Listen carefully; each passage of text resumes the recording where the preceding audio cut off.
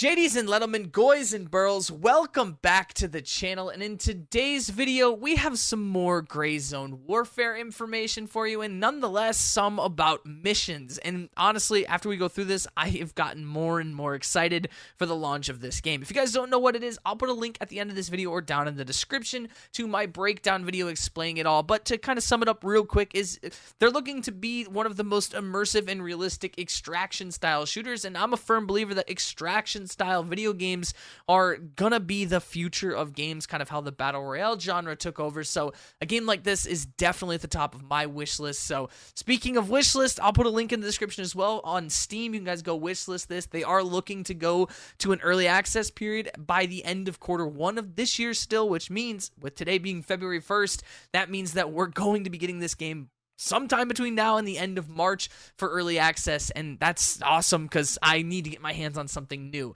But drop a like, subscribe, it means the world to me. We do this almost every single day here on the channel. Let's hop into the mission breakdown. So as you guys can see here, we have the UI on screen, and first things first, I have to say, as someone who's so anal about UI, I actually genuinely love it. I think it looks clean, I think it looks modern, and I just think overall it looks really good. I'm not trying to kiss ass here, but I do think it looks really good. We're with a vendor here named Handshake, and here is what the mission says. So here's the deal. It looks like some of the rats in town didn't get the memo and are still scurrying around and causing trouble. It's time to put a stop to their operations. Your mission is to conduct a thorough search of the town and its outskirts and identify the hideouts used by these punks. Keep your eyes peeled for any suspicious signs or markings that might help you uncover them. The main areas of interest are the town's northwest and southeast sections. Once you've identified the hideouts, investigate them discreetly. We want to gather as much information as possible before moving. Don't engage in direct confrontation unless absolutely necessary. Don't forget, your primary objectives are reconnaissance and gathering intelligence. And honestly, a mission like that is more interactive than almost any kind of mission I've played in an extraction style game. That's something that they would do in like a story-driven first-person game, so reading something like that's got me pretty excited. If we take a look down in the right-hand corner, you can see that we get some reputation points, some XP, and I think that's a backpack or a vest. I can't really tell. I didn't zoom in on the photo right now while I'm looking at it, so if I'm wrong, I'm wrong, but you can see we're going to get rewards for completing this as well, and there's different objectives and tasks built inside of it. So like I said, missions can like make or break a game to me in a sense, especially in extraction style shooters. Like if we look at other games that we've played in the past, Escape from Tarkov and stuff like this, there's like not usually a lore behind the missions. It's more like go collect X item or eliminate X player or whatever it might be.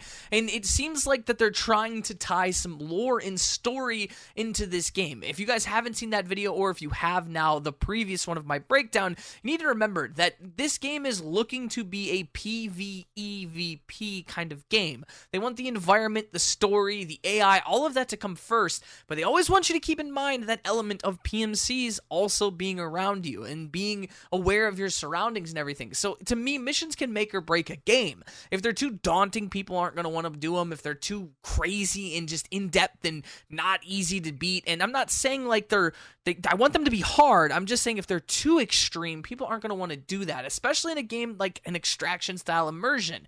You have killer be killed mentality, and your loot is being taken out there, and you're risking it every time you go out there. It's going to be a high risk, high reward thing. I want the mission to feel just as high risk. And honestly, the rewards that come with it, yeah, they might add up over time, but I just want that to feel like an immersive experience. And it really seems like Gray Zone Warfare is trying to hit that nail right on the head. And when it comes to dying in mission or in map, I did hear during an interview that they're going to allow your body to stay in one place for an hour because the server you're playing on is like a revolving server and you can be on the map at any times. There's a chance that you can make it back to your loot and get it. Maybe have your friends, if you're in a group, if you only die, instead of having like insurance fraud and dumping it in places, I'm curious how they're going to kind of combat that. You could just have your friends guard it while you come back and pick it up while other AI groups and stuff come in. But that's one thing I love about Gray Zone Warfare is they're setting this game up to be like an immersive. You really got to think it out. You just got to really break down a mission with your friends, and it's going to add such a fun like stealthy to covert option, or even the go in loud guns a blazing option. They're setting it up so the player can decide how they want to go in, and the risk and reward will be based off how you play it. It's pretty cool. One thing I wanted to touch on as well is they did announce in another video that they are going to have PvE only servers where there will be no PvP available. Now, I'm not the type that's probably going to play on those, but a lot of people have asked and said in comment sections and over on the Discord and even in my videos, man, I would love to play this game's story out without having to worry about PMCs and other players running around the maps, which I totally get. A lot of players don't want to deal with kind of that one-on-one combat, especially with a lot of people trolling and doing stuff like that nowadays. Like, it can really take out the lore and the realism of it, but for me, I think the PvP is going to be my style because I just think it adds a whole nother element of realism. You can be trying to go around all stealthy or all combat-y and trying to complete a mission and whatever it is, and you never know when someone will just be right there on the other side. Your mission can go wrong at like any point in a PvP kind of server because you're going to be going at your mission, and whatever approach you want to take, you could be doing it, and then at any moment, another PMC group could easily ruin your mission. And having VoIP and stuff inside a game is going to create insane scenarios where you're talking to them, trying to work your way out of this. And honestly, it just leads to some crazy, crazy stuff. Now, here's the one thing that I've wondered about with a game like this. As someone who's a solo content creator, I'm kind of curious of how a solo experience is going to go in this game.